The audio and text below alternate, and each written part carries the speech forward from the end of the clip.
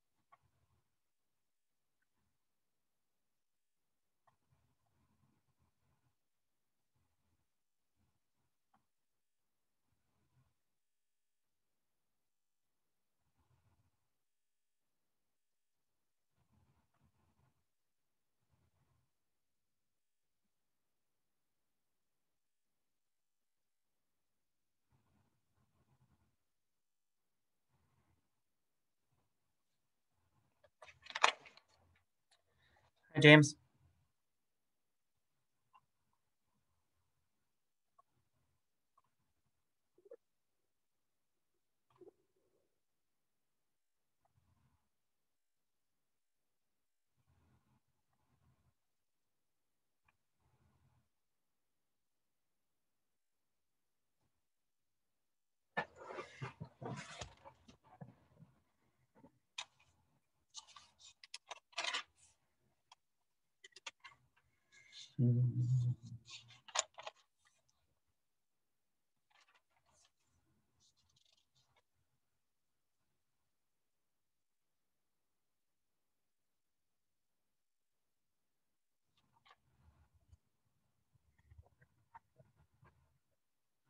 Good morning, Kathy.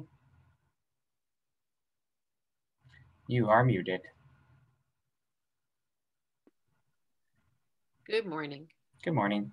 You can hear me okay? Yeah, now my joke is less spontaneous. Good morning, Professor. But still good.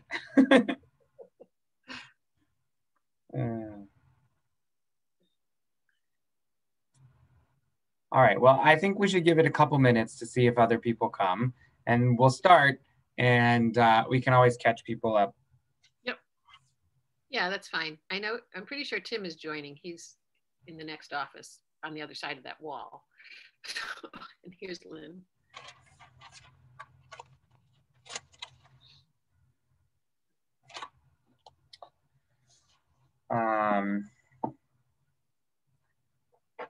Yeah.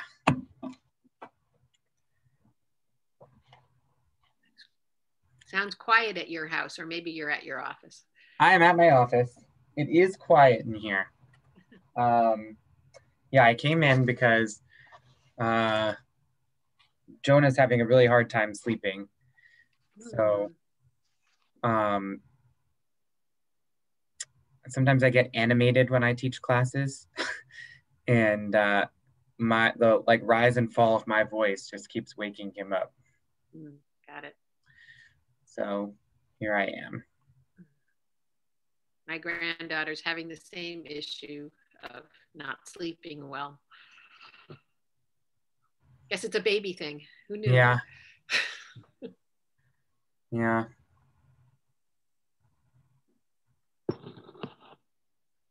All right. Can you all see the great. Cool.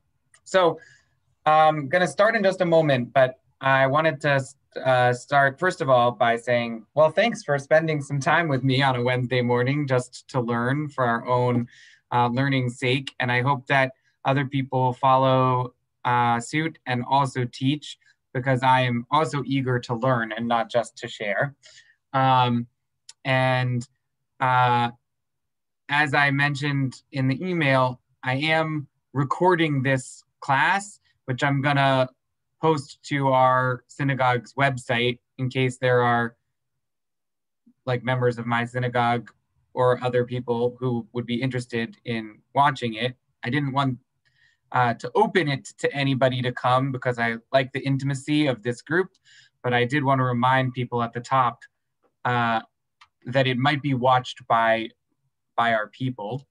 And of course, if at the end we decide that it would be better to keep it private, then so it will be.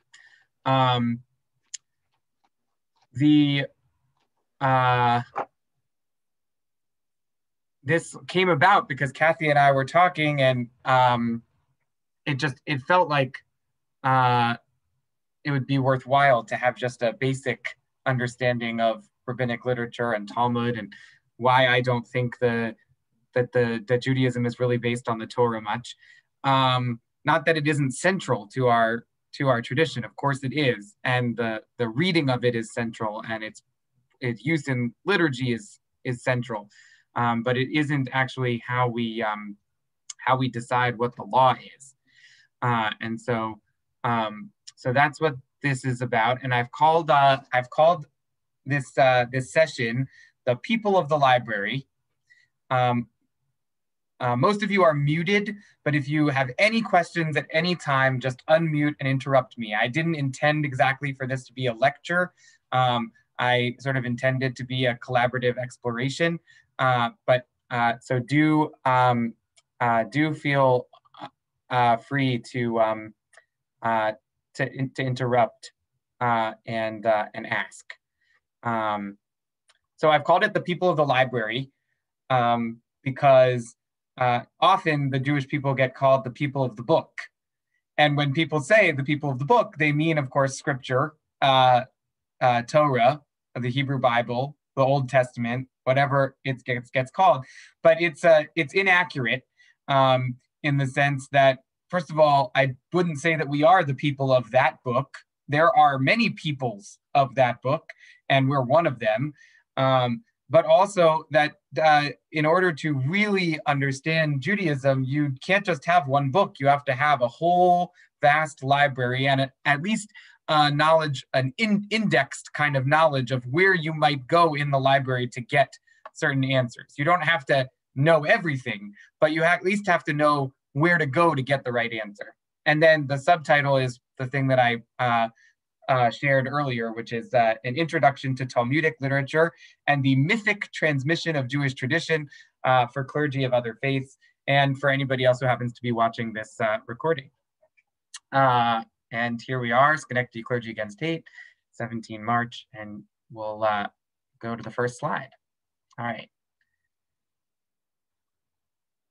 So we're going to start, fittingly, by starting with a Mishnah, and we're going to talk about that more. But this is a Mishnah from the tractate called Pirkei Avot, Ethics of the Sages, and it gives a sort of sense for what Jews have historically taught as the mythic transmission of Jewish tradition. So Moses received the Torah at Mount Sinai, that's as described in the Theophany in the book of Exodus, and transmitted it to Joshua, who took over for Moses after, and Joshua to the elders to the prophets, and the prophets to the members of the great assembly.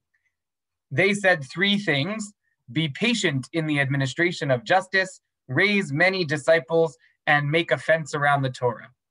So we're going to come back to the "they said three things" part in a moment. I just want to highlight that this is the first saying in this book. The next several sayings trace the genealogy of the transmission from the members of the Great Assembly through to the early rabbis. So it goes generation by generation, and it says, so-and-so and so-and-so learned it from them. They taught these things. And then it's like the favorite saying of the rabbis in that generation. You know, so-and-so had 5 students. His first student said X. His second student said Y. His third student said Z, right? This was a favorite saying of his, you know, that kind of stuff. And it goes through all the way through the period which we know of as the period of the Mishnah, Tannaitic period, and we're going to talk about that a little bit more, but around the year 200 is when the Mishnah is compiled. And so the rabbis that are mentioned in this Ethics of the Sages are rabbis from roughly the period of just before the destruction of the temple in the year 70 of the Common Era until the compilation of the Mishnah. And the idea here is in each generation, the main rabbis taught to their main disciples, and the main disciples taught to their main disciples. And just like those rabbis did that, so too it must have been going back all the way to Moses at Sinai. So I wrote a couple of questions. Who is left out of this list of transmission? So, Bible. What characters in the books of Joshua and the books right after the 5 books of Moses, what characters or what classes of characters are notably absent from this list? No king. Women. Great.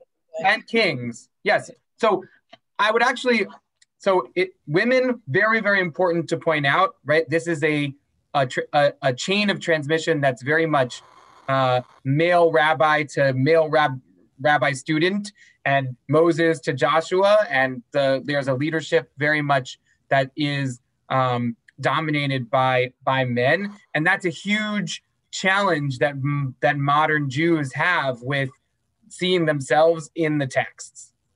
I will say, right, that some of the prophets were women. And when it says the prophets, they include the women prophets. It's not explicitly mentioned, but I do think it's important to say that. And even some of what they call elders were women. But by the time you get to the members of the Great Assembly, there was definitely an exclusion. Even when there were learned women, they were not included to the point where they could have the title of rabbi or be deciding voices until the very modern period in the last 50 years. So kings were left out of this list of transmission, and that's really important because if you read Hebrew Bible, right, the kings are the most important characters for that section for the books of 2 Samuel and 1 Kings and 2 Kings and Chronicles. Those are the kings are, what they're tracing when they trace history. The rabbis prefer to see themselves as the natural inheritors of the voices of the prophets. King David is a very important character, not a prophet. Nathan is the prophet at the time of David, and the rabbis prefer to see themselves as the inheritors of Nathan rather than the inheritors of David. Fascinating. Great. Another class of folks that is left out here is priests.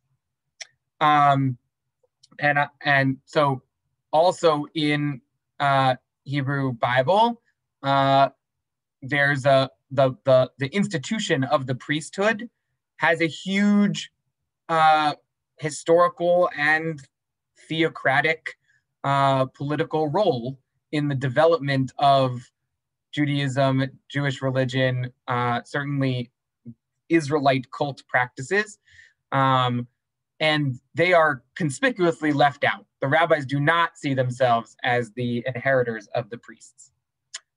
In some ways, and I don't want to spend a lot of time on that, in some ways, modern rabbinic Judaism inherits more strongly the Deuteronomic focus on education, on auditory practices, on iconoclasm, on hearing God's voice in the wilderness.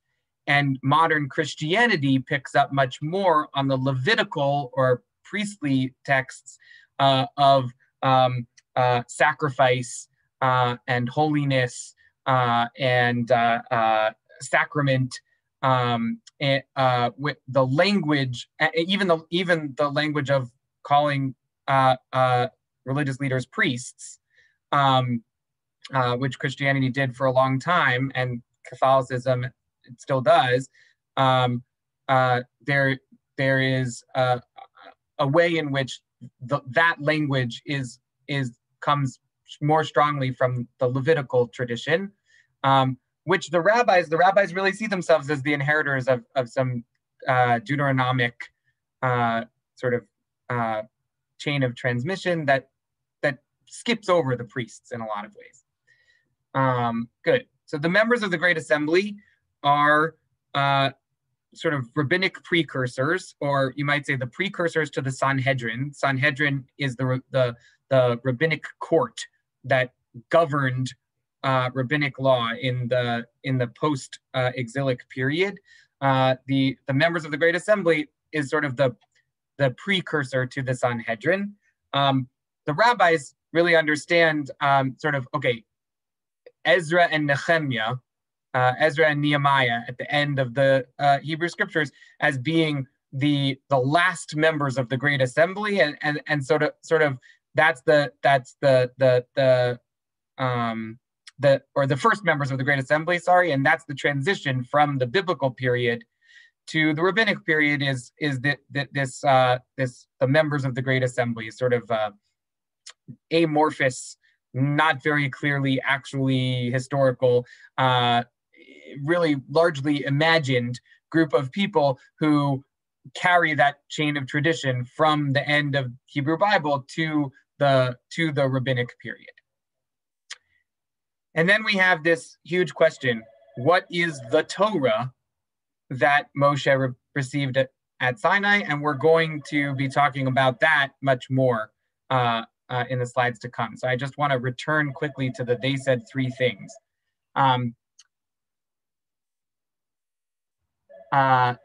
Patient in justice.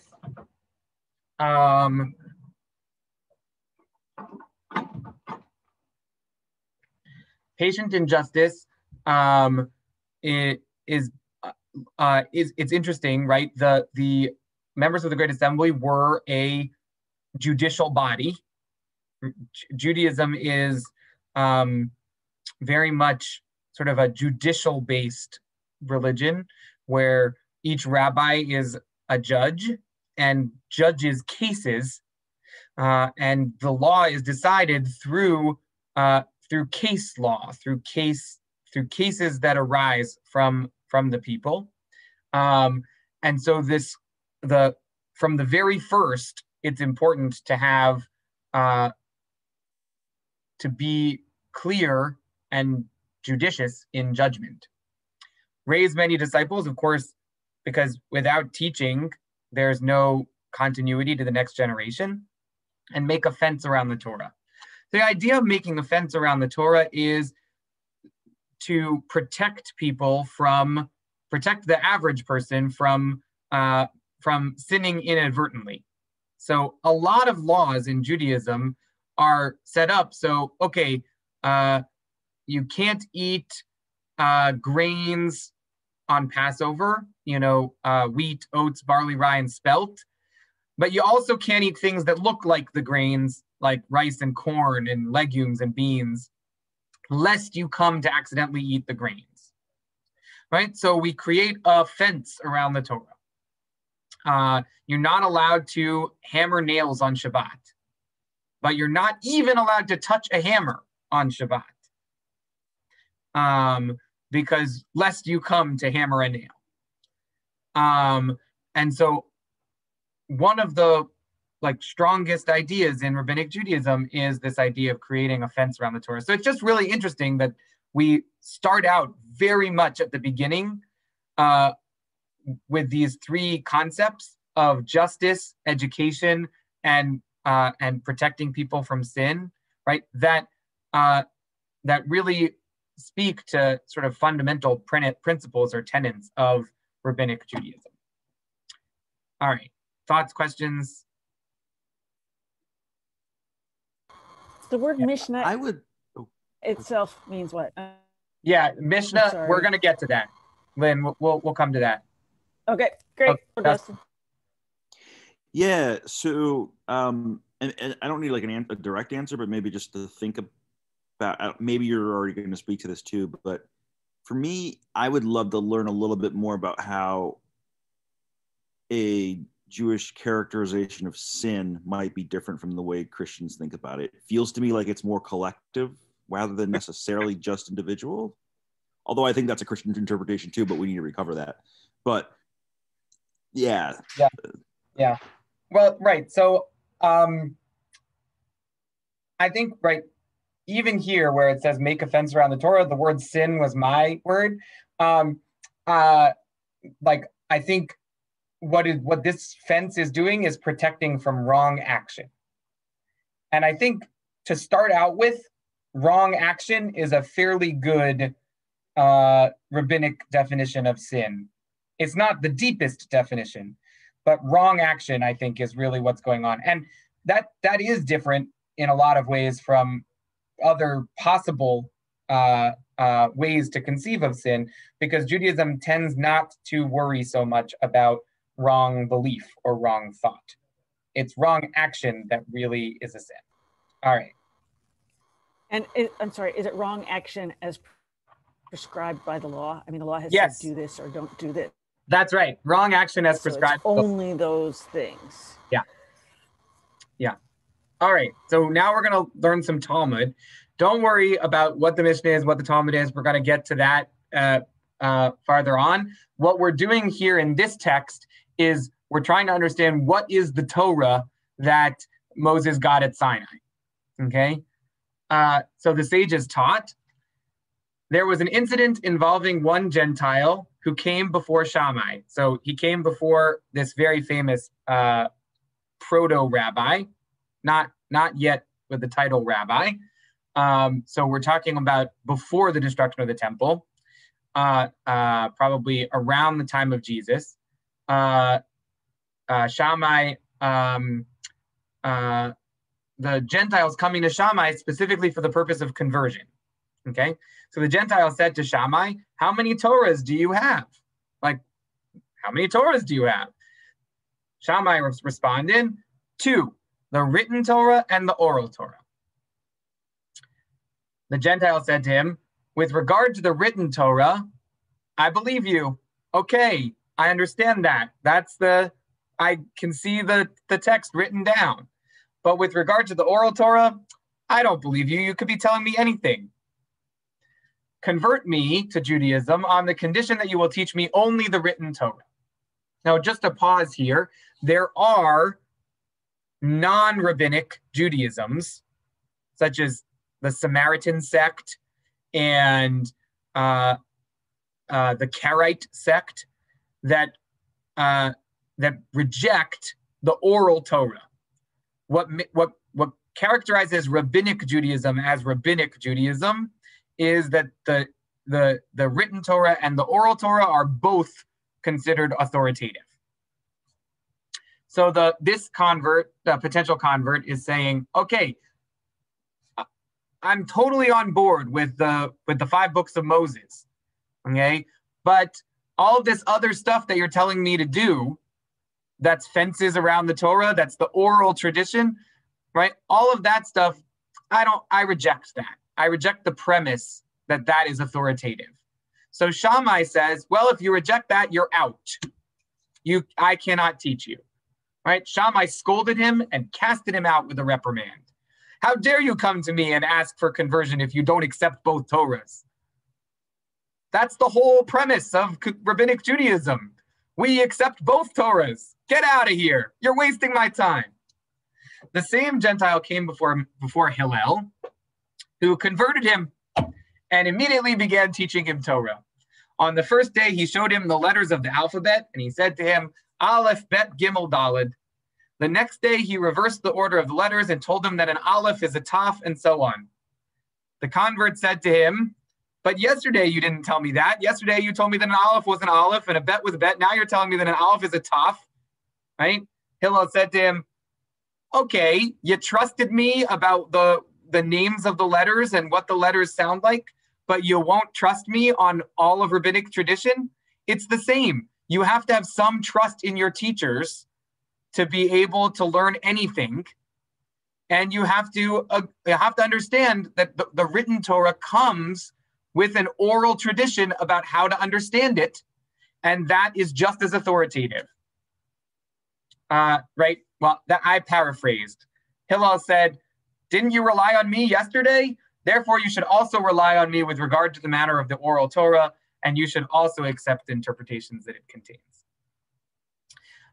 Just as a way to understand what's going on here, the bolded text is direct translation from the Hebrew, and the not bolded text is explanation that makes it understandable in English to a reader who is not as attuned to the way of rabbinic teachings. Well, if you just read the bolded text, it would be hard to understand without more study. So I gave you the non-bolded text to also help understand. So when we say in the previous text, Moses received the Torah at Sinai, rabbinic tradition understands that Moses received both the written Torah, some people say literally inscribed by God, right? The 5 books of Moses, the written Torah, and also the oral tradition.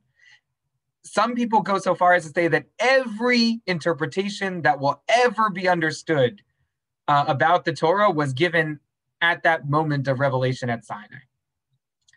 Now, my own personal belief is more in the line of ongoing revelation, that new revelations occur, that when I share something about Torah that has never been shared before, that experience of sharing that is a revelation moment, as opposed to saying I'm rediscovering something that was given to Moses at Sinai, but only now did Rafi Spitzer in the 21st century finally rediscover it. But there is, right, a rabbinic tradition of rediscovering. So the written Torah and the oral Torah both given at Sinai. So I took this from Wikipedia, and not the most authoritative source, but it works for this particular topic.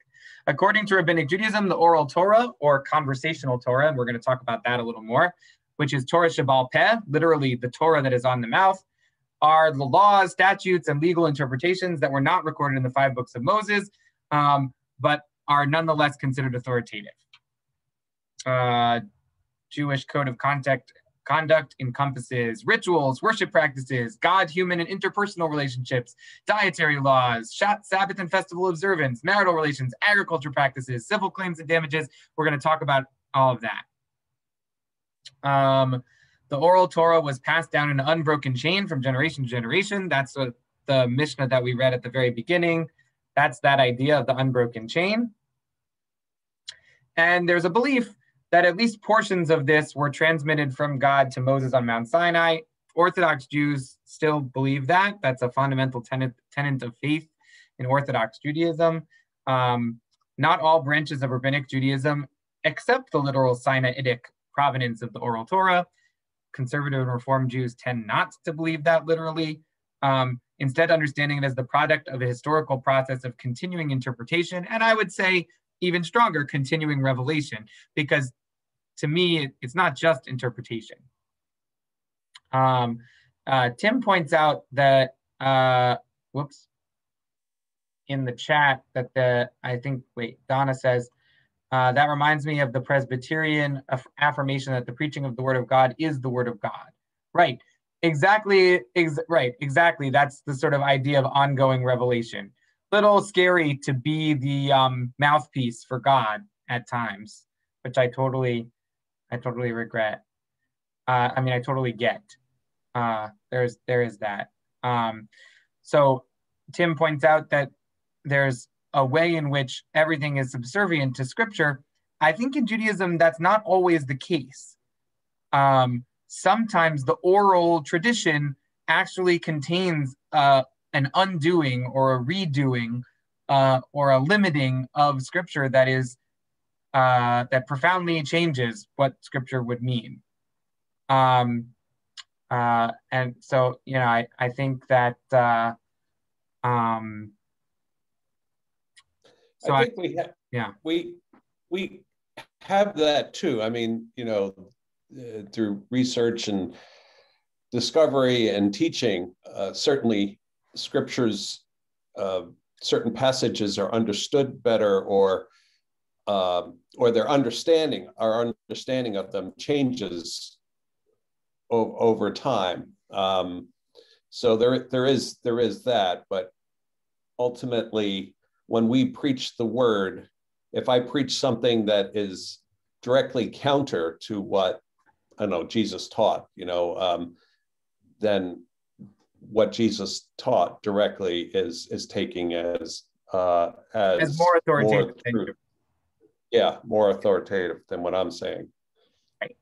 So if I say, God does not bless the peacemakers, Right. So we have that too. You can't just because a rabbi would say, that pork is kosher doesn't mean that pork is kosher. It means that rabbi was mistaken. So we have that too. But if all of rabbinic tradition and the weight of precedent and the practice of all of Jews said that pork was now kosher for whatever reason, then that would be understood as having overturned. So, like, for example, we no longer stone people to death for certain violations, right? Those punishments are no longer considered part of canon, even though they are written into the Torah, right? Because Jews do not practice that way.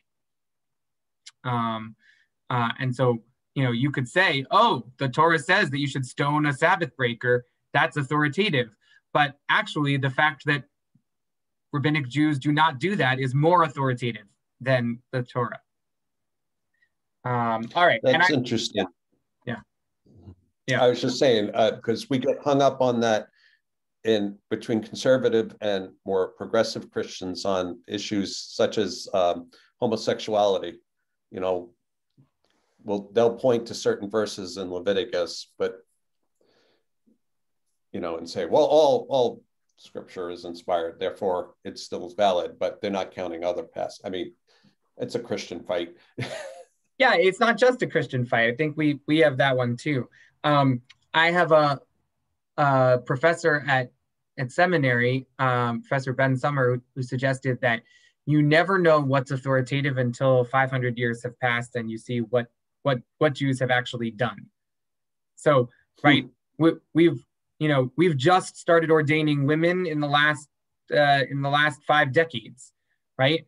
500 years from now, if there are still women rabbis, then women rabbis are authoritative and part of the divine plan.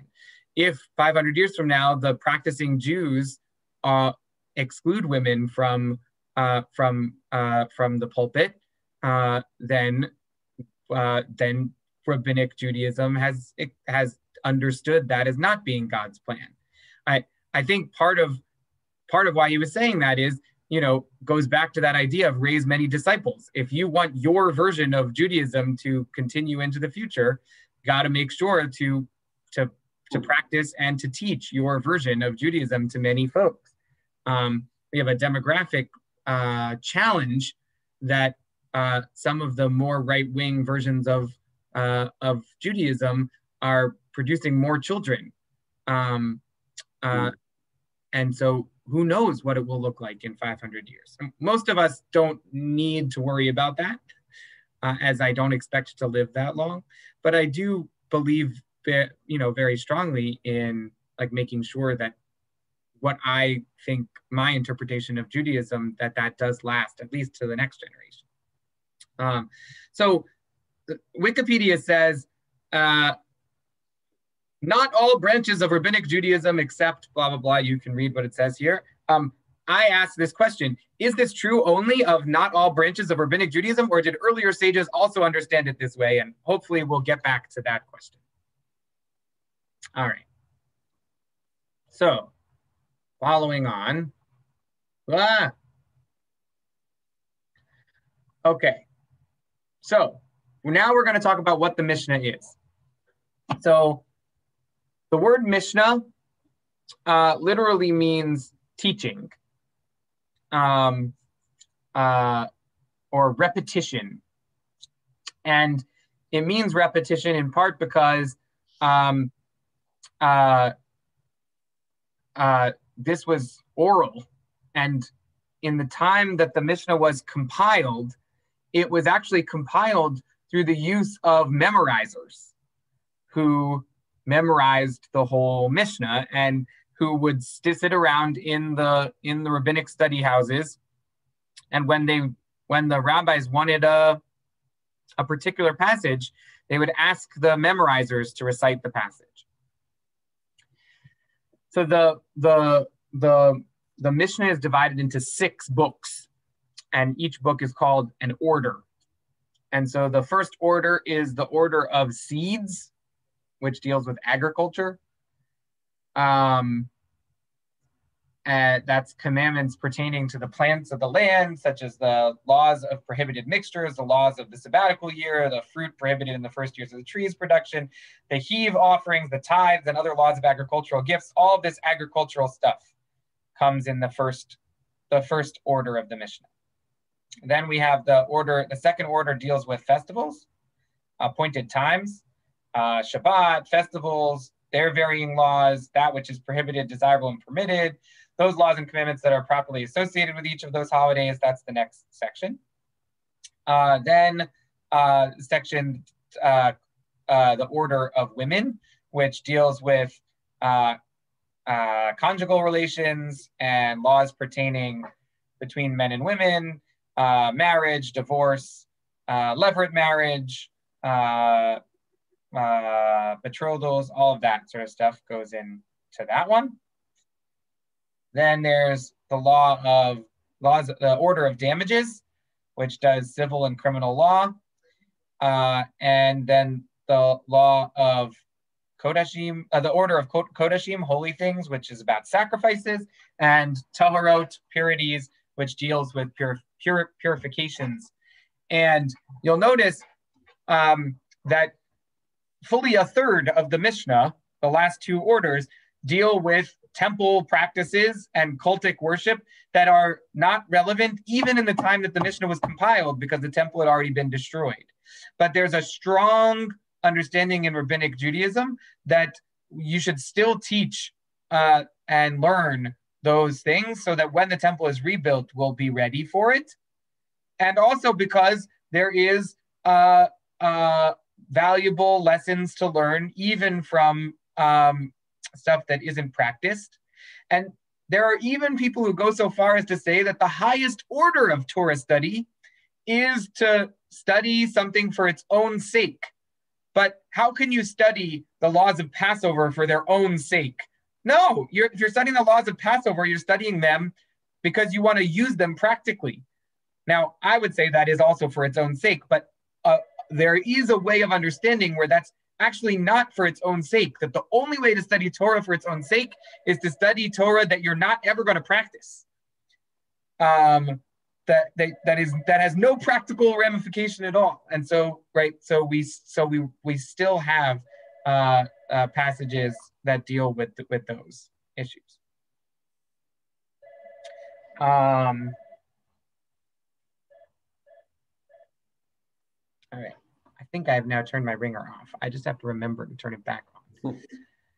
All right, so those are the 6 orders of the Mishnah. And now we're going to learn together the first Mishnah of the Mishnah. So what do I mean by the first Mishnah of the Mishnah? Mishnah is what we call the whole 6-volume set. Actually, my copy of the Mishnah is longer than 6 volumes because the print is bigger. Mine is like 12 volumes. Here, I'll bring over. I'll bring them over.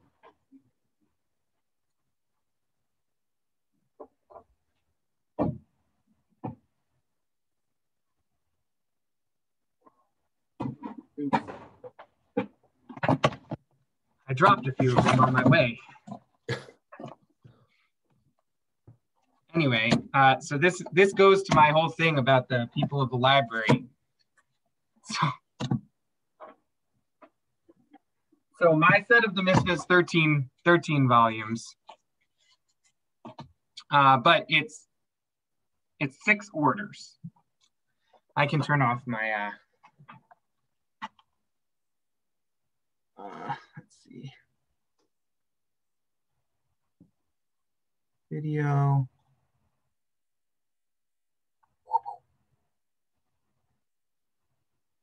All right, so there's the Mishnah. Okay. So within the books of the Mishnah, there are the 6 orders, which we discussed. Within that, each order is divided into a certain number of tractates. So, right, the order of seeds has something like 11 or 12 tractates. And each tractate is divided into chapters. A tractate can have, 8 or so chapters. And each chapter is divided into textual units or paragraphs or laws, which are also referred to as Mishnahs. So when I say the first Mishnah of the Mishnah, the word Mishnah is both refers to the smallest unit of a Mishnah and the whole Mishnah. So the Mishnah that we learned above, that is the Moses received the Torah at Sinai Mishnah. Oh, I forgot to sing it for you. I first learned that Mishnah using the ancient sing-song melody that you would use to memorize the Mishnah. So, like I said, it was a memorized oral text. So I first learned it. The teacher sang the first phrase, and we all sang the phrase back to him. And then he sang the next phrase. So he sang, Moshe kibel Torah mi Sinai. And we all sang, Moshe kibel Torah mi Sinai. And then he would say, Moses received the Torah at Sinai. And we would say, Moses received the Torah at Sinai. Umsara liyoshua, liyoshua lizkenim, and the elders to the prophets, and on and on like that. So anyway, that one which we read was the first Mishnah, which is the first paragraph of the first chapter of the tractate Teachings of the Sages, which is the 9th tractate in the order of damages, which is the 4th order of the Mishnah. So just to place that in context for you, that's where we were. Why is this passage about the ethics of the sages in damages? It's because it has to do with the ethics. So a lot of the teachings there are about a business ethics or just ethical behavior. And ethical behavior sort of that it goes within that tractate. So we're going to look at the first Mishnah of the Mishnah. Can I throw a quick question in there? Yeah. So what? At least in Lutheran tradition, it would be pretty rare if we pulled out our Book of Concord, which is I think probably fairly analogous to the Calvin's Institutes. Sorry, my phone's ringing. Can y'all hear me still? Yeah. No? Yeah, okay. Yeah. And yeah, you learn it, at least with the Book of Concord, you learn it in seminary, and you know what's in it, but you don't really go back to it with any regularity. Like it sort of just sits on yourself. Is this like you're consulting every week? So it definitely plays differently and more actively in ministry or yeah, in your I don't think it's really on the same order. Okay. Right? Like we have this Mishnah, we believe that God gave or one possible belief is that God gave it at the same time that God gave the 10 commandments and the Torah, right? Like it has the same authority as that. And so, right, to really understand what the Torah is saying, you actually have to learn the Mishnah, because otherwise you're leaving out the oral tradition. Yep. So it's much more analogous to our Bible that we pick up every week. Right. Maybe. Yeah. Sort of. Yeah. Sort All right. of. So So before we learn the first Mishnah of the Mishnah,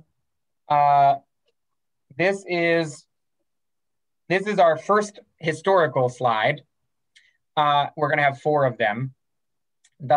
It's a brief history of rabbinic texts from the compilation of the Mishnah to the publication of the Shulchan Aruch, slide 1.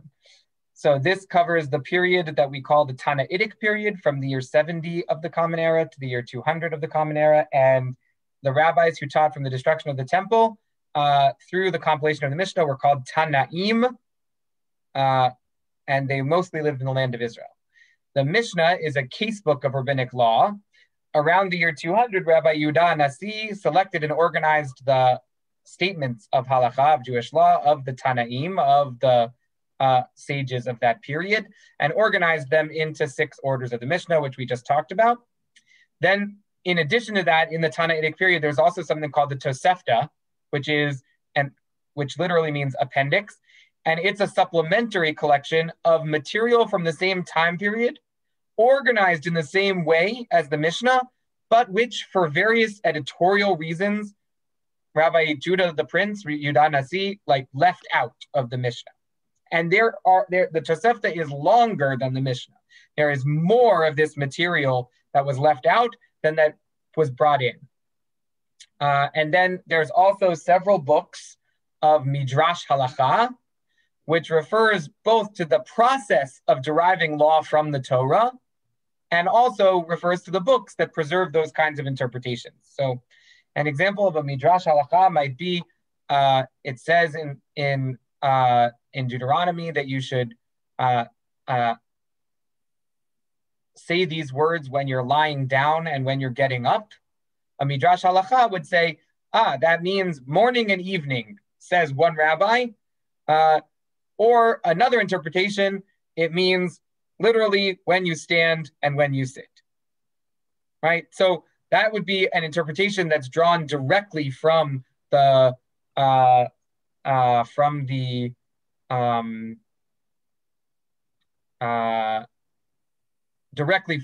words of the Torah.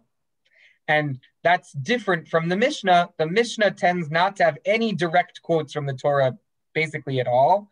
The Mishnah is just giving the oral law. And we're going to talk about that a little bit more. You're absolutely right, Sarah, that the period that we're talking about here is also the period of the Christian, the church fathers, the classical Christian texts. And it's not an accident.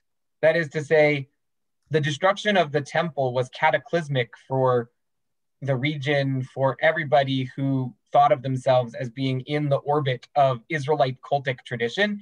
And rather than, I tend to think of Christianity not as a religion that came after Judaism, but both rabbinic Judaism and Christianity come after cultic Israelite practice. They are different responses to the destruction of the temple and that cataclysm. Exactly. I mean, isn't that so interesting that the destruction of this central symbol, which so interestingly had already been appropriated by Rome in some ways. So this is really central to our text, is how we understand the destruction of the temple. Whereas I would say that much of the earlier texts are about how we understand the destruction of the first temple, but that's another story.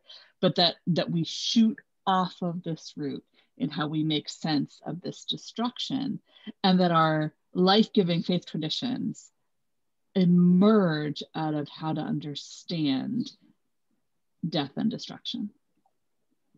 Right. And the image of Jesus on the cross is an image of death and destruction, right? I think in this season of birth and rebirth, right, it makes sense to think of both of these traditions as sort of being rebirthed after, or in the ashes. All right, so then, so what do I mean by a casebook of Jewish law? Let's look at the first Mishnah of the Mishnah to understand what I mean. And so this is the order Seeds, which is the first order of the Mishnah, tractate Blessings, which is the first tractate of that order, chapter 1, Mishnah 1. So the very first Mishnah of the Mishnah. From when, that is, at what time, or from what time, does one recite the Shema? That's the central text of Jewish faith that is contained in Deuteronomy chapter 6. From when are you supposed to recite it in the evening? Answer, from the time when the priests enter to partake of their truma. So when the priests go to do the evening sacrifice. Interesting, of course, this is after the destruction of the temple. So the priests are not actually doing that anymore. And yet the rabbis want to say, okay, but we're having our evening prayer experience at the same time that the temple had their evening sacrificial experience, because we're tying this tradition to the previous tradition. And until what time does the recitation, and everybody agrees on that. So that's sundown. Until when does the time for recitation of the evening Shema extend? So, and how long do you have to say it? Until the end of the first watch. So the first watch is like the idea that the night is divided into thirds. So the first third of the night, that's approximately 4 hours after sundown. That's the statement of Rabbi Eliezer. So one rabbi, Rabbi Eliezer, says until the end of the first watch. The rabbis, that's the majority opinion, they say until midnight. Chatzot, midnight, that is halfway between sunrise and sunset. Sunset and sunrise in this case. So they don't mean midnight by our digital clocks of 12 a.m. They mean, halfway point. So, but we said the first opinion was 4 hours into the night. This is approximately 6 hours into the night, approximately. Rabban Gamliel says one may recite the Shema until dawn. So it's very common for the Mishnah to present multiple possible interpretations of what the law is. Like I said, our tradition is profoundly multivocal, and all of these opinions are considered to be accurate representations of what God said to Moses on Sinai. In other words, right, all of these are true. All of these are possible understandings. We have to practice one way, but all of them are true. Generally, we go according to the majority rule. So if the rabbis say something, and that's the unnamed majority opinion, that generally that's the way we rule. But there's also sort of a way of understanding that Rabbi Judah the Prince, Yudah Nasi, when he compiled these, he put the one that he thought was the authoritative one as the last one. So rabbinic tradition always teaches all the other possible options and then the right one. Okay, but the Mishnah doesn't stop there. So far, if you just read that, you would probably be left with, well, the majority says halfway through the night, and one Rabban Gamliel says, okay, all the way through the whole night. But we don't end there. Then we have a story. There was an incident that actually happened. When Rabban Gamliel's sons returned very late, they were at a wedding of their friends, and they were partying all through the night, and they came to him and they said, "Oi, we forgot to recite the evening Shema." And Rabban Gamliel said to his sons, if it's still not yet dawn, if it's still night, then not only can you say the Shema, but you're still obligated to say the Shema. And not only that, but wherever the sages say that the law is that the nighttime thing ends at midnight, you can actually do it all the way until dawn. And then Rabban Gamliel cites several cases to support his claim, such as the burning of the fats and the limbs on the altar, which was supposed to be done at night, but can be done all the way until dawn. And with regard to all sacrifices that are said to be eaten for one day, even if the sages say you can only eat them till midnight, In fact, you can eat them all the way until dawn. If so, why did the Mishnah asks, if so, why did the sages say until midnight? Why is the majority opinion not like Rabban Gamliel? Answer, in order to distance a person from transgression. So this goes back to our general principle of to put a fence around the Torah, right? So I just want to point out a couple of things about this. First of all, there's the form. There's a law given with 3 opinions. Then there's a story that supports one of the opinions, and a clarifying question, right? With a general principle of we do things because we create a fence around the Torah. The rabbis say that you only have till midnight to do something, even when they know that a nighttime mitzvah can be done all night, because they don't want you to fall asleep and accidentally forget to do it. They want you to do it in the first half of the night, not to do it at 1 or 2 a.m. Nothing good happens after 2 a.m., you know? So we're coming up on our Passover Seder. One of the most repeated rules of the Passover Seder is that you're supposed to have eaten all of the food for the Passover Seder by midnight. But actually, Rabban Gamliel's principle applies to that, and you have until dawn. So fascinating.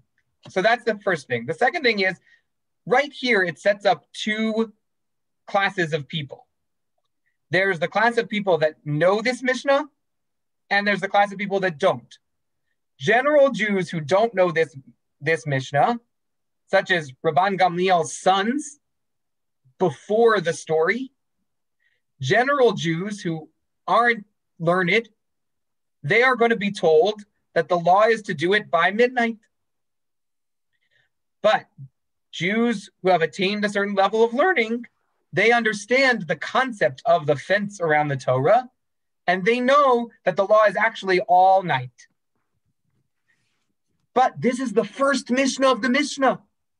So if you're going to open the book to the first page, it's like an invitation into the inner club of people who understand the difference. And that's a very low bar relative to like the broader topic, right? That is to say, all you have to do is open the first page and you get this idea, oh, there's us and then there's everybody else. But us is basically all rabbinic Jews because this is the first page of this text. So that's the first mission of the Mishnah. And I think it's a good example of rabbinic Jewish thinking. All right, now we move on to the Talmud. A brief history of rabbinic texts, slide 2. So now we're at the period of 200 to 500 CE, the Amoraic period. So the rabbis who taught between the compilation of the Mishnah and the compilation of the Gemara are called Amoraim, speakers. Amoraim lived in the land of Israel and in Babylonia. The Talmud Yerushalmi, or Palestinian Talmud, is the Talmud produced in the land of Israel in the Amoraic period. The Talmud Yerushalmi's primary concern is to make sense of the Mishnah in light of other Tanaitic material, mostly the Tosefta. So the Talmud Yerushalmi pretty much exclusively has the question, why did Rabbi Yehuda Nasi include this text and not this text, even when they're taught at the same time by the same people, right? Why does Rabbi Yehuda Nasi leave stuff out of the Mishnah? And so a lot of the Talmud, both Talmuds, the Jerusalem Talmud, Palestinian Talmud, and the Babylonian Talmud, both Talmuds, a lot of what's going on there is that they'll say, okay, we have this text from the Mishnah that we're commenting on, but we have another text from the same time period that seems to disagree with it. And then they have to say, okay, this text applies in this case, this text applies in this case. And that way they sort out what the law is. So Gemara are the teachings of the Amoraim. And when we say the word Talmud, we mean the Mishnah plus the Gemara. Then there's this thing called Midrash Agadah, which is legends, Midrashic legends, as opposed to on the previous slide, we had Midrash Halacha, which was sort of legal interpretations of the Torah. Midrash Agadah are sort of legends that explain the Torah.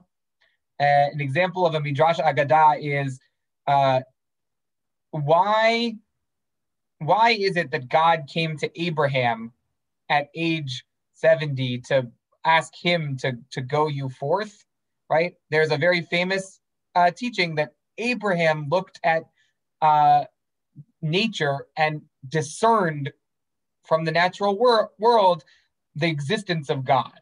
So of a monotheistic God. So Abraham is searching for God. That explains why God comes to Abraham, right? That is a legend, a Midrash Agadah, that doesn't teach any legal interpretation. It's explaining an interpretation of the Torah. And the Talmud Bavli, the Babylonian Talmud, is the primary text of traditional Jewish study.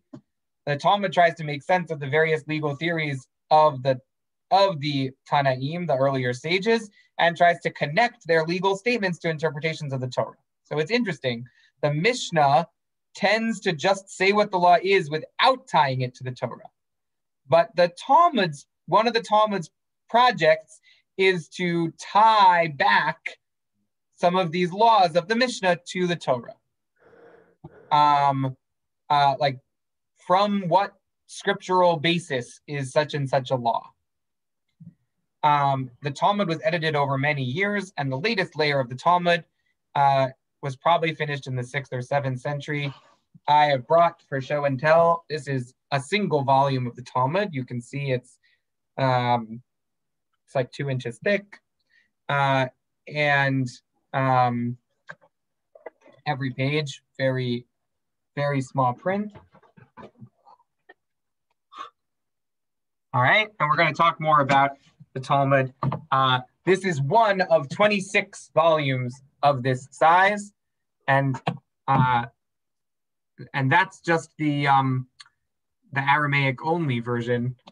My version of the Talmud that has an English translation is 42 volumes. And if you come to my office, you can see it. All right. What does the Talmud have in it? Stories, legends, demonology, hagiography, legal discussion, biblical commentary, comparison of material from previous generations, cross-cultural pollination between the land of Israel and Babylonia. I came up with this list, so there are definitely things that I've left off. A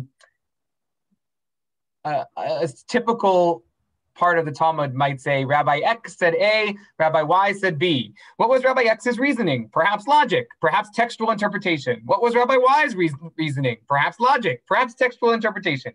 Given Rabbi X's reading, how would Rabbi Y explain the textual interpretation X gave? Given Rabbi Y's reasoning, how would Rabbi X explain the textual interpretation Rabbi Y gave? A story is told about Rabbi Z, student of Rabbi X, who sat at Rabbi Y's table and behaved like Rabbi Y.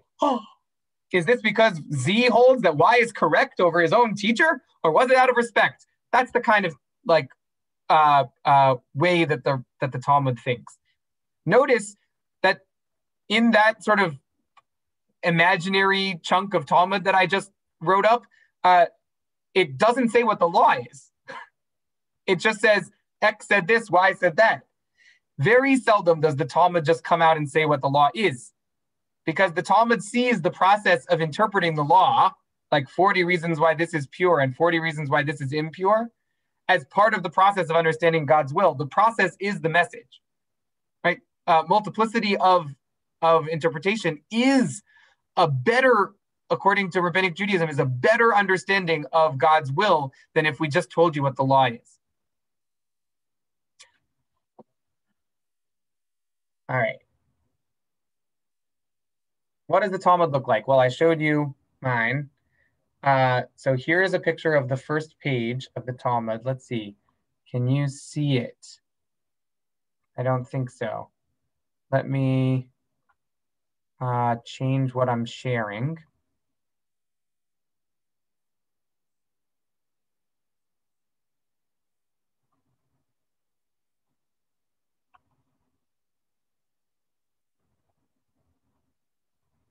All right. Here's the first page of the Talmud, color-coded. I did this. So the blue here is the quote from the Mishnah. We just read this. From when can you recite the evening Shema? From the time that the priests enter to eat their truma, right? So that's right. That's the blue section.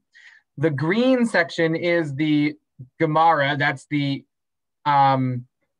Amoraic discussion of the Mishnah, and that includes other Mishnaic material. It includes Amoraic teachings. It includes the anonymous voice of the Talmud. That's the latest strata of the Talmud. So one way to study the Talmud, the way that I was taught, is you actually start by figuring out all of the component parts of the Talmud, of the text, and then see how the later strata is causing them to be in conversation with each other. So there are keywords that let you recognize whether something is earlier or later, and it takes a lot of practice, but you can start to pull apart the text. So you'll notice that that's not the whole thing that's on the page. The Talmud is printed with the Mishnah and the Gemara, but also the Talmud is printed with the purple, which is Rashi's running commentary on the Talmud. Rashi was 11th century. Today, you can't study the Talmud without Rashi. And the yellow is the Tosafists, the Tosafot, who were the 12th and 13th century commentators, who they sort of did to the Talmud what the Talmud does to the Mishnah, in the sense of they'll say, oh, well, over here in this place, the Talmud asks this question and comes to this answer, but over here they ask the same question and come to a different answer. Why? And so the Tosafists are comparing different parts of the Talmud. Rashi is very much just trying to explain what's on the page without giving you broader context. The Tosafot, to really understand the Tosafot, you really have to have just a general knowledge of lots of the Talmud, or you have to be willing to, when you're studying one part, you have to be willing to take a break from studying that part and go study the other part in order to understand what the Tosafot are saying. So the whole Talmud is now available on the internet in several different translations, but the best one is the Koren translation, which is this Rabbi Adin Steinsaltz translated the whole Talmud into Aramaic, from Aramaic into Hebrew, and then from Hebrew into English. And that is the best translation of the Talmud, and it's available for free online on that website that I was showing you last time, Kathy. And we can, we're gonna look at it together. So this is the first page of the Talmud. The difficulty with studying the Talmud in translation is nobody has produced a version of the Talmud that looks like this in translation. It would be very hard. Hebrew is a very dense language, and English is not a dense language. It would be very hard to format it right. Even this, I'm like stunned that it's formatable, but this is how printers have done it. So that's the first page of the Talmud. All right, let's go back to our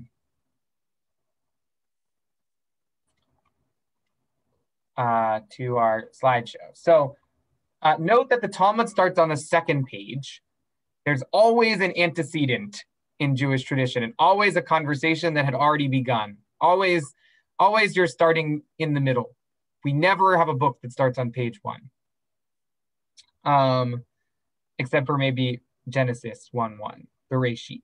But even then, when you open a Jewish Bible, they tend to count the title page as page 1 and start Genesis 1:1 on page 2, so that we're never starting on the first page of anything.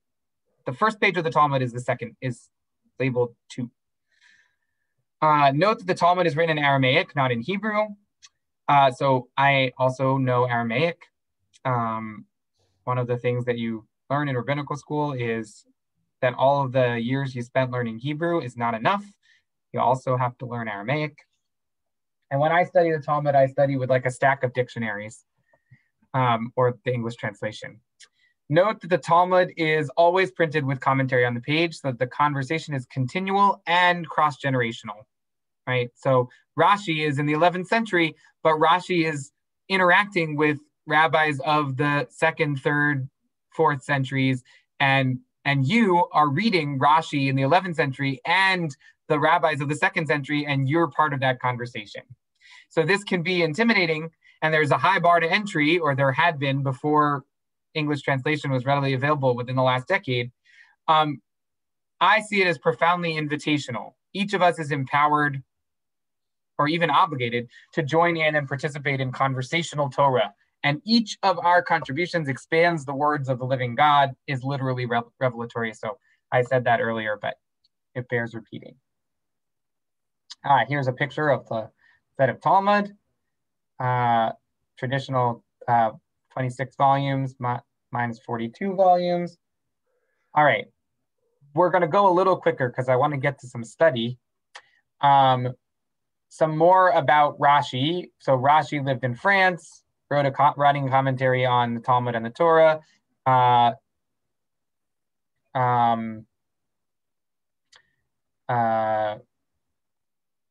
The Tosafot we already talked about. So the Rif,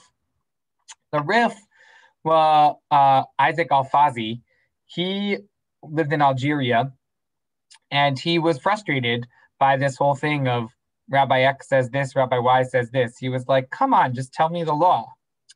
And so for sort of the first time, or one of the earliest times, he wrote his own version of the Talmud. It looks like the Talmud, and all it contains is the laws. So he takes out all of the stories and all of the legends and all the demonology and hagiography, and he leaves, and he takes out all the argumentation, and he leaves just what he thinks is the law. When you get the Talmud printed, his version is in the back.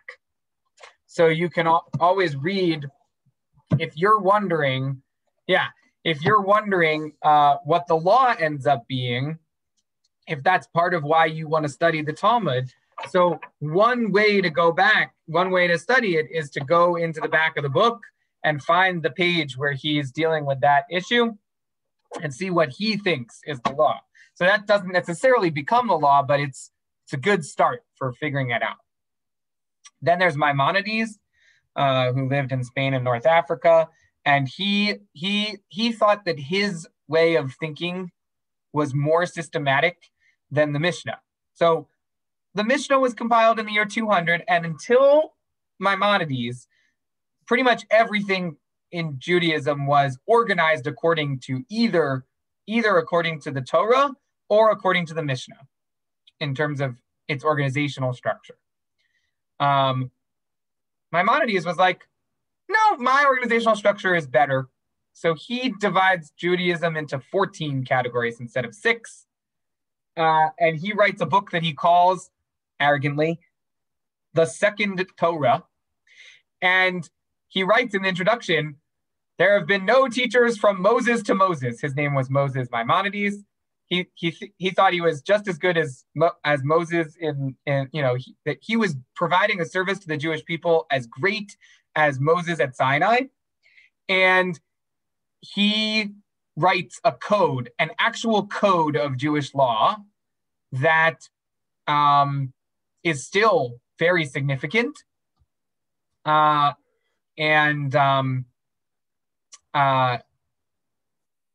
he calls it the second Torah. And his idea is average Jews don't need to do all of this back and forth of studying the Talmud. They just need to know what the law is, and he's going to tell them what the law is. And he doesn't even cite his sources. He just says what he thinks the law is. He doesn't say, as you can find on page whatever of the Talmud. But you cannot find a printed version of his book without 3 or 4 commentaries that do exactly that say, oh, Maimonides must have been responding to such and such a passage in the Talmud. So Maimonides thought he was giving us a shorthand, but actually, Jews, we don't like that shorthand so much. We're very happy to take his shorthand and turn it into very long. So when you buy an edition of the Mishnah Torah, of the second Torah that he wrote, and Maimonides wrote, it always comes with commentary. And then Yaakov ben Asher wrote the Torah, or the Arba Turim, the 4 columns, and that ends up being the basis for what ends up being the authoritative code of Jewish law. So sometimes the Mishnah gets called a code of Jewish law. It isn't really a code. It's really a casebook. Okay, the difference being the code just tells you what the law is. The casebook gives you cases. The first real code of Jewish law is Maimonides' code. You might say the Rif in his Halakhic Digest of the Talmud is close to a code, but the first code is Maimonides. The Torah writes a 4-part volume of a code of Jewish law, and the Shulchan Aruch, which is Yosef Caro, in the 15th century Spain, he writes based on and he uses the organizational structure of the Torah. He writes a code of Jewish law that is even to this day considered the authoritative code. So I teach at the end of our morning prayer service every morning 1 or 2 or 3 paragraphs or individual laws from Yosef Caro's Code of Jewish Law. I do it because it's small, digestible chunks, and because I like the idea of studying the law. I think that's good. We don't do it enough. I do this one, not a more modern one, because this one is still the most authoritative, the Shulchan Aruch. The Shulchan Aruch is always printed with the gloss of the Ashkenazi posek, the decider of Jewish law from Poland, who gives the customs of the Ashkenazi Jews. So even the code of Jewish law that is the most authoritative code often has 2 opinions. It often has the opinion of what the Sephardi Spanish Jews do, but in our lands, meaning Germany and France and Poland, we do it differently. All right. Here is a genre map. So this is like a visual for all of you visual learners out there. This is a visual recapitulation of what we just talked about.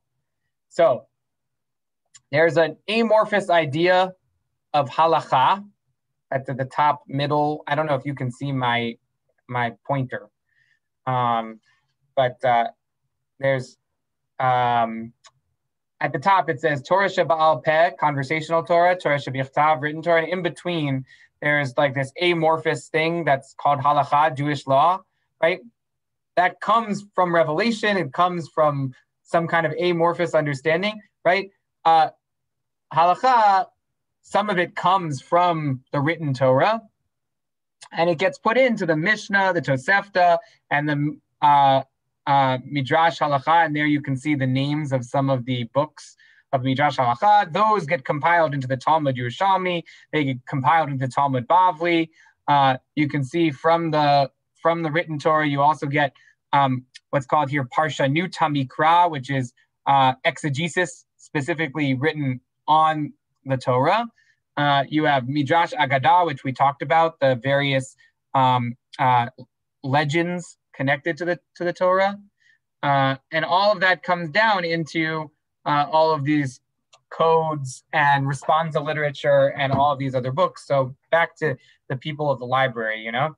And there's a color version, which I'll send you this source, the slideshow, and you can play around on this color version to your heart's content.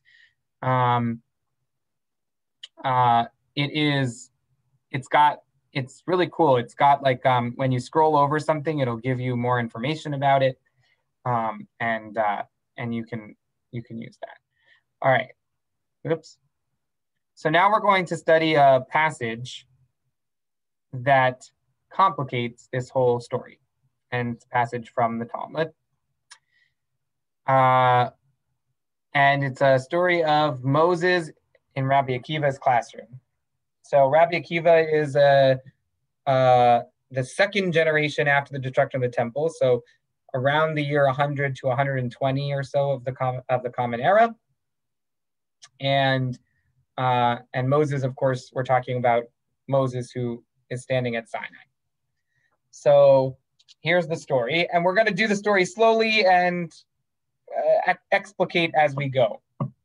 So Rav Yehuda says that Rav says, and I put a note. It's very common for the Talmud to offer a story or a law that a later rabbi told in the name of an earlier rabbi. The rabbis really believed that the chain of transmission was so important that it's better to say a teaching in the name of the person you learned it from than to say it for you, because it not only does it show this chain of transmission, but it also, they believed, like, by teaching in the name of someone, you actually like bring more redemption and more revelation into the world.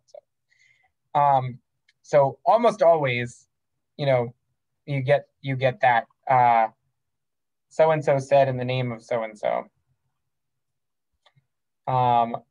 Yeah, and of course, Paul was originally Saul and was very familiar with these guys.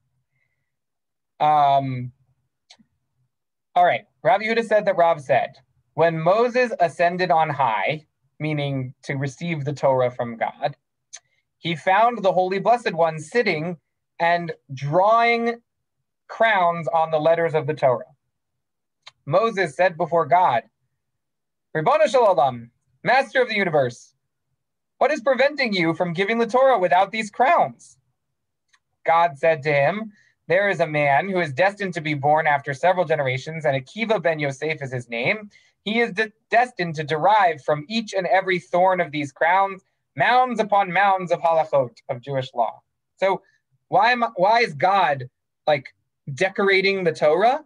God is decorating the Torah because laws are going to come from the decorations. Now, as an aside, as far as I know, and as far as my teachers know, no actual laws have ever been interpreted from those decorations. Okay, so, and they would have known that in this time, like at the time this story was written too, right? Rabbi Akiva never taught, oh, because of this crown on this letter, such and such, right? It's a metaphor, or it's a symbolic. So I did give you a picture of the Hebrew letters as written in the Torah, and you can see the crowns on the top of the letters. So, and why do we have these crowns? No one knows. It's tradition. But the Talmud describes that God self is drawing these crowns on the letters. You know, I think part of this is why did it take 40 days, man? What were they doing up there for 40 days? Well, God was drawing these crowns. All right.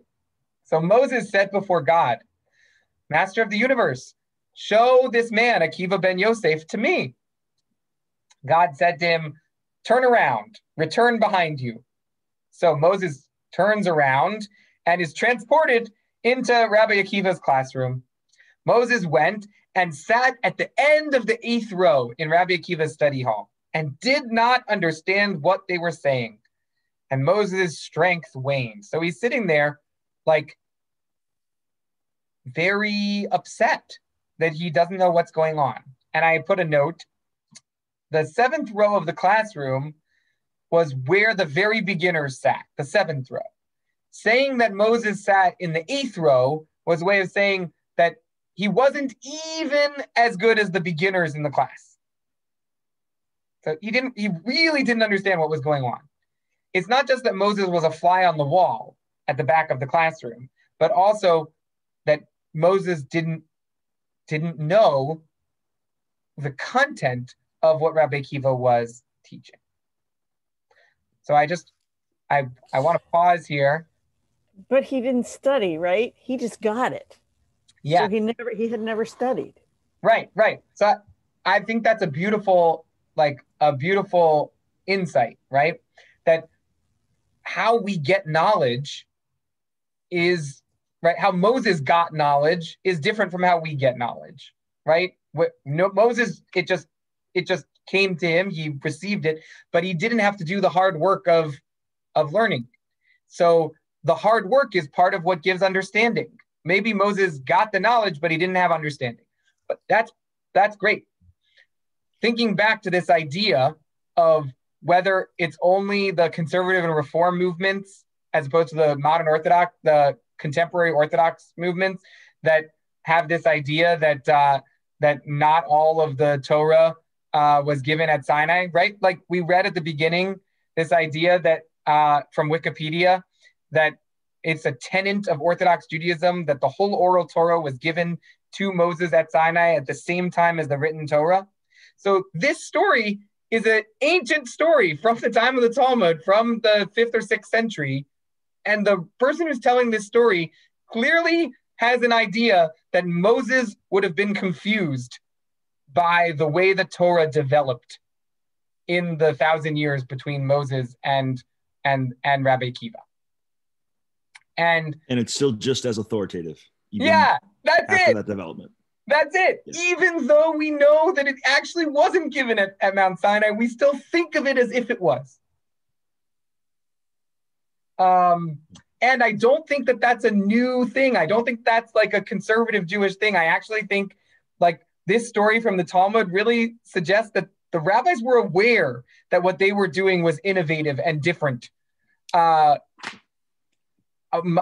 Contemporary Orthodox Jews, I think, have chosen to forget the idea of innovation as a response to the Enlightenment, as a response to the pace of innovation being too fast.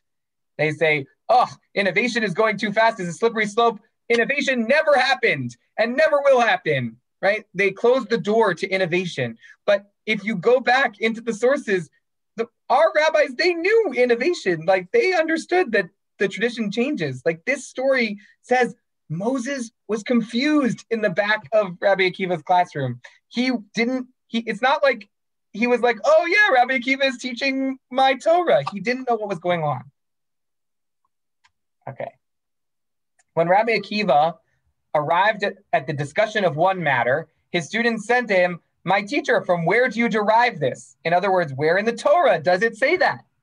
Rabbi Akiva said to them, oh, it's a halakha transmitted to Moses at Sinai. When Moses heard this, his mind was put at ease. So Moses is feeling really out of place, but when they mention him, he's like, oh, there's continuity to the tradition. Okay, so when the rabbis say that something is a law transmitted to Moses at Sinai, what they mean is, oh, we don't know where it comes from in the Torah. There's no clear derivation of the law from verses of the Torah at all. Otherwise, they would say, oh, it comes from this verse. So it's the rabbinic way of saying because we said so, or because tradition. You know, it's like it's actually code. And anybody who's reading this understands that regularly the rabbis say, well, what is the derivation of that? And if they don't know what the derivation is, they just say, oh, it's a halakha from Moses at Sinai, meaning this is our tradition. This is part of the oral Torah. It's not written anywhere, but it's how we do it. But if you imagine Moses, the actual historical character, right? Anything that they say, they don't know where it is in the 5 books of Moses because it's just tradition, is not likely something that Moses actually knew about, right? From a historical perspective, that means that that was an innovation. Now, it could be a very early innovation, maybe in the few generations after Moses, but Moses, if Moses knew about it, it would have been in the written Torah. So there's an irony here where Moses is comforted by the fact that they mentioned his name, even though the law that they were discussing was not contained in the Torah. So this is why I called it the mythic transition, the mythic transmission of Jewish tradition, because it didn't really happen. Moses received the Torah from Sinai and transmitted it to Joshua, right? Historically, that isn't what happened. But spiritually, we teach that that's the transmission, and this story also reinforces that idea that Moses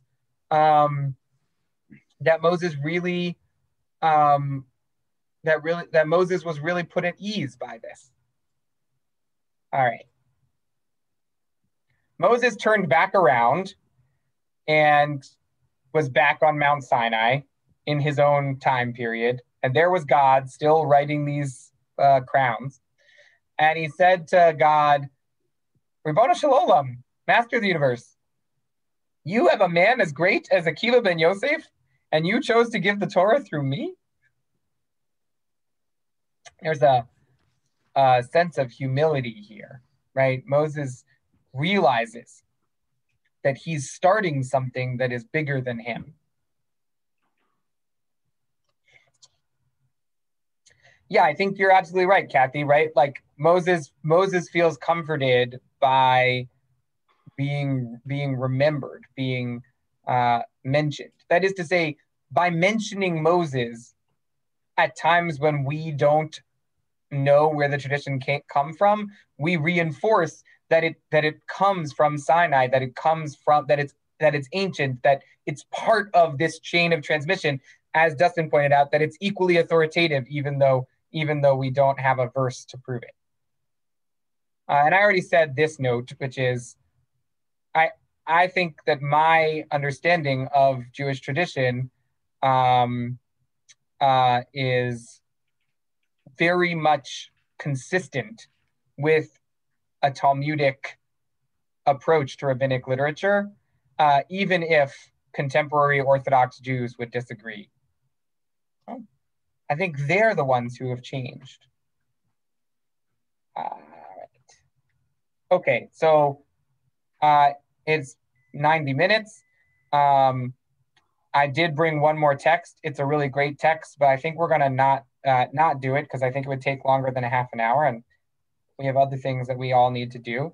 But I will suggest to you when you get the slideshow to read through this other text, and maybe at a different time we'll get to study it together.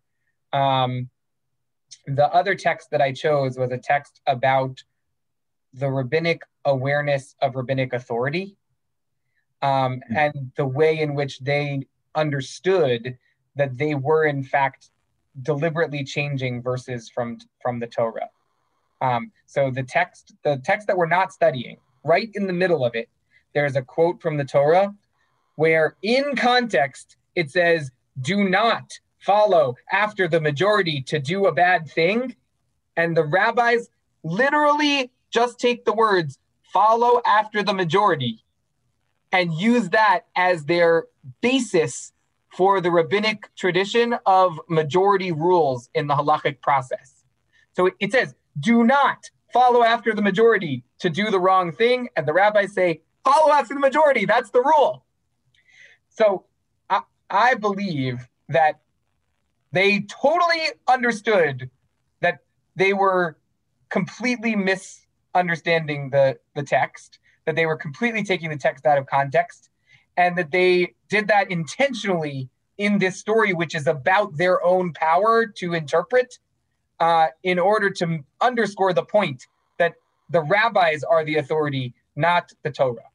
And so it does connect to the whole conversation we've been having about rabbinic authority, but we don't have time for it. So I just want to close with returning to this idea of the people of the library, which is, in order to really access Judaism, you need all the books, not just one book. And our books are extensive and manifold. And as of very recently, in the last 4 or 5 years, many of them are in translation and, in fact, hyperlinked and searchable on the internet. So I'm going to show you that. We have a very, very cool resource called Sefaria.org, and it's a nonprofit that its main idea is to be a database of rabbinic texts. And so this is called the Sefaria Library, a living library of Jewish texts. And when you go to this site, you can start learning in many different places. But a good way to start is to start with, start with a passage from Hebrew Bible. Does someone want to give me one?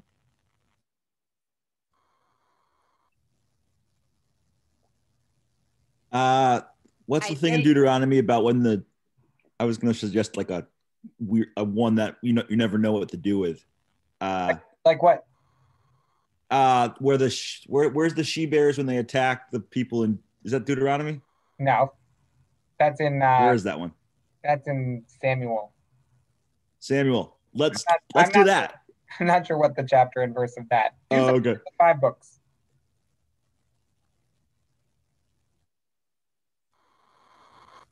The thing with the giants in Genesis. I'm thinking of things at summer camp where we would be like, "Hey, this is." That's fine. We can do that. This is weird. I don't know. Sorry. Yeah. I think like that could be. So you go to Tanakh. Tanakh is Hebrew Bible. You go to Genesis. Genesis. What you're talking about is, I think. I'm horrible at remembering text numbers, like so bad. Yeah. Sorry. No.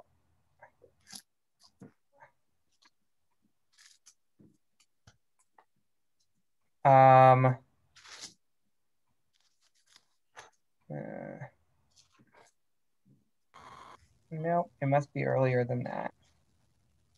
We'll find it.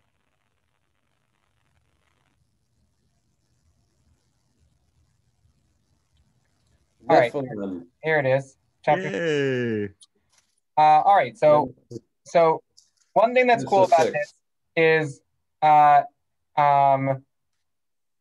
so this is a Jewish translation of the Torah. So at the very least, it's nice to know that you can easily search a Jewish translation. And Bible Hub has a lot of different Christian translations, but it doesn't have very many Jewish ones.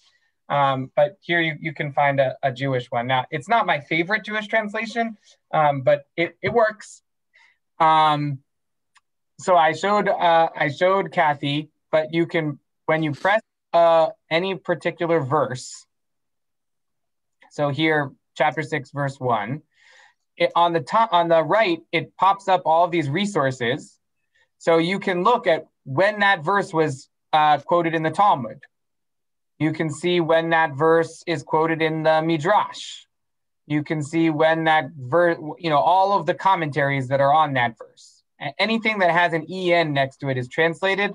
Other things are there, but only in Hebrew.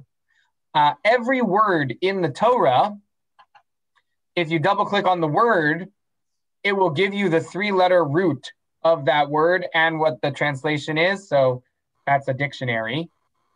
And anything that's sort of connected between this and other ideas. So like, let's say, you click on this divine beings, and you click on Rashi, and Rashi says, the divine beings that we're talking here are actually the sons of princes and rulers. So it's royalty, it's human royalty. And he gives a quote from Genesis Rabbah, which is a collection of Midrash, and you can click on it, and all of a sudden now you're in that passage of Genesis Rabbah where Rashi is connecting. And Genesis Rabbah, you can also anything that's there, you can also click on it, and it will tell you when it was composed and what it's from, and you can read more about it. And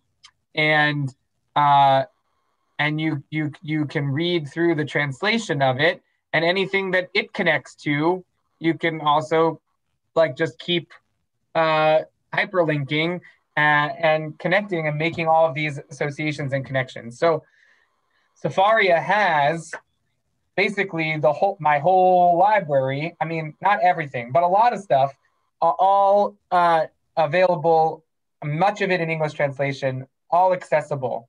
And the accessibility of that, I think, only increases the ability of modern Jews to explore and continue the process of creating more Torah and creating more interpretations of God's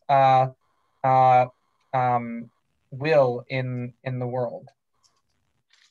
All right. And this, this literally could not have happened in like the world until the technology of the last 10 years.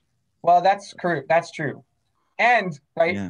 and it did happen right when it could happen. Like the truth is that Jews have been sort of hyperlinking things for hundreds of years. It's just that the way we've been doing it is so cumbersome and hard. Like, you have to be able to read the tiny little notes on the side of the Talmud where somebody said, oh, this verse appears in this other place in the Talmud, like where you can you can do it, but it's very marginalia-y.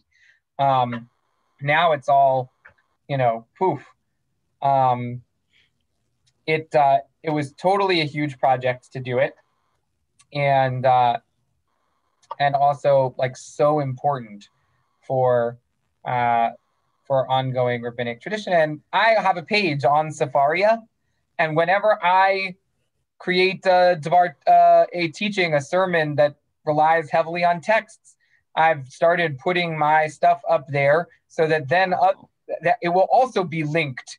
And anytime that I cite a verse, then when anybody else is looking at that verse, they'll be able to see, 30 people have used that in a source sheet, and they'll be able to find me and click to my source sheet, and I think that's also like really, really cool. All right, so that's the conclusion of this class, but I wanted to see whether you had any reactions, questions, thoughts. Yeah, Dustin. So first of all, I really love that with like modern technology and the way you're thinking about it, that like, your sermon or your particular teaching is like on the same level as Moses as part of that corpus, right? That's really cool, a really neat thing. And I think second, to me, just the observation that this way of thinking of the whole conversation being equally authoritative could shed such new life and light on the many, disagreements and fights of kind of the church today, right? It's a whole new way of thinking about what's authoritative in a way, because at least for me, I feel like I need to, when I'm trying to put forward something that's maybe an innovation, the two ways you usually do that in my, from my preaching tradition is you either are, trying to say something about the historical context that sort of reframes what's being said, or you're putting one text against another, right? And rather than just to say like, oh, like this is a faithful interpretation now that is innovative, and that's okay. Is at least in Lutheranism that I know not as big of a thing as it could be. So it's weird. This makes me wonder what the influence in the church. I may have said this in this group before, but when I am around rabbis, I go, oh, I understand. I think I understand something more about Jesus and the way Jesus is thinking and the way people reacted and all that stuff, which is now making me think the church has become so much more rigid and afraid of this kind of conversation almost. And what is the influence of the blending of the Jewish and the Gentile community? And is that part of what made that happen, to go to the Greek tradition and the Roman intellectual tradition? That I'm asking a question. I have no idea.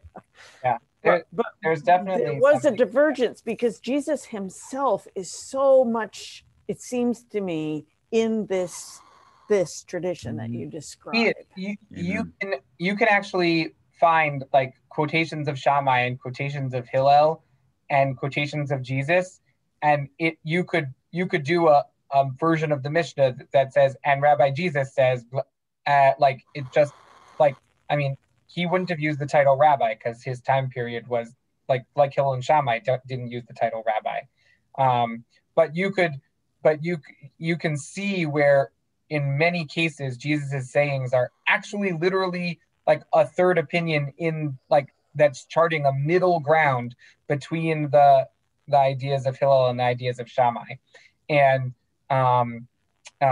so he definitely was in this cultural milieu. Christianity actually, I think, ends up rejecting a lot of that as unnecessary and too legalistic. And if you have God's love and God's grace, why do you need all of this back and forth? How different might much of world history have been if that's what had happened, if Jesus had been yet another rabbi in the discussion and we'd all stayed one faith? I mean, I'm asking a ridiculous question because it didn't happen, but that's not what happened. But why? Yeah, I mean, a lot of it has to do with this. So like Hillel and Shammai disagreed about a bunch of things, but their daughters married each other's. I mean, that it like they disagreed about certain aspects, but they didn't disagree ultimately about who was in and who was out of the community.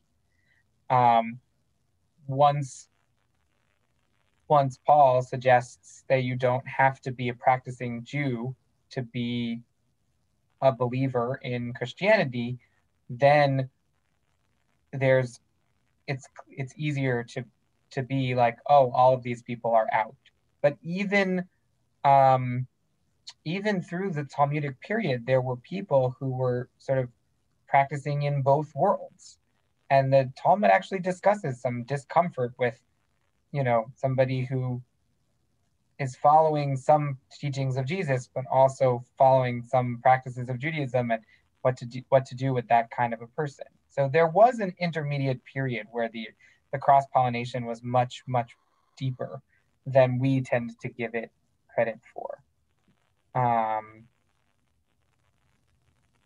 Yeah. A bit of a different kind of question, Rafi, is going back to your statement that 500 years later you learned what is Jewish practice because of what has been embodied.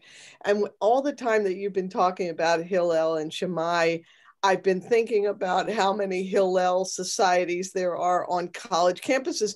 And I know that Shammai is still in your tradition, but is it sort of that like Hillel won the day, or is it not like that? I mean, exactly like that. In fact, I thought about teaching that text. Hillel wins for two reasons. The first is he had more students. So when it came to majority rule, they won by virtue of majority rule. So that's the first reason. The second reason is Hillel always taught Shammai's opinion and then his opinion.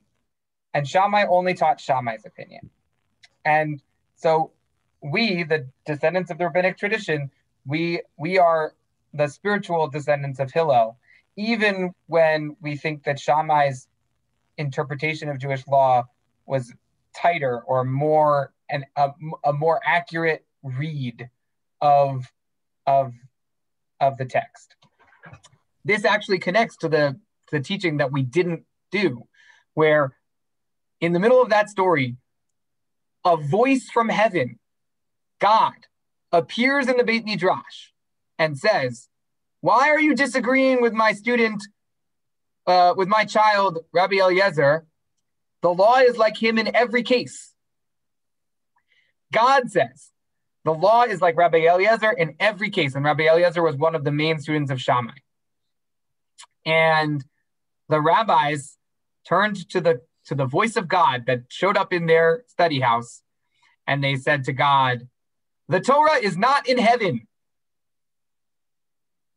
Meaning, right, which is a quote from Deuteronomy.